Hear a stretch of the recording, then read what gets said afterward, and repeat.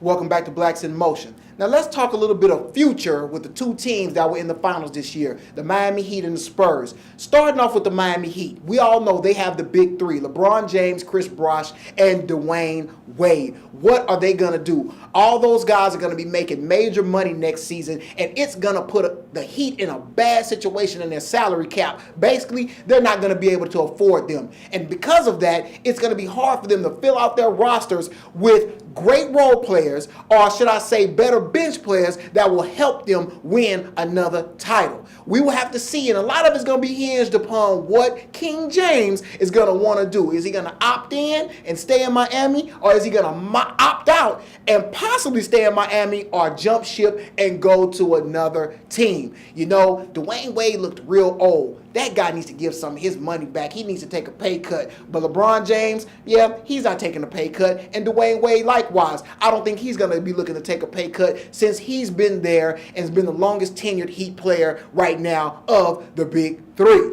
Now, moving on to the Spurs. The two key free agents that they should re-sign are Boris Diaw and Patty Mills. Now, if you ask me, Boris Diaw, he's not going anywhere. He's playing on a team and has won a championship with his childhood buddy, Tony Parker. They're both from France. That dude's not going anywhere, if you ask me.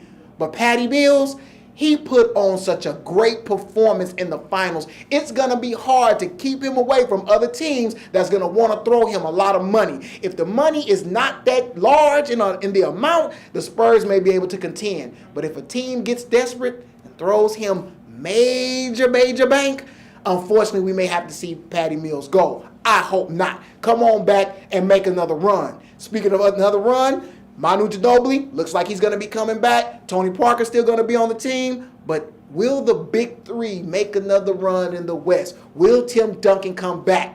Well, if you ask me, I was there for Game 5 in the press conference when he won, and he didn't sound like a guy that wanted to slow down anytime soon. Well, maybe soon, like maybe in the next few years, but definitely not next year. Look for Tim Duncan to come back and make another run with the Spurs. And I'm going to go ahead and make a small, bold prediction.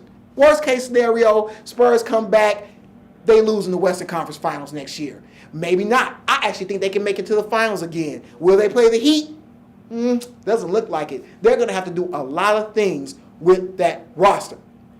But hey, you might think that Tim Duncan should go ahead and retire.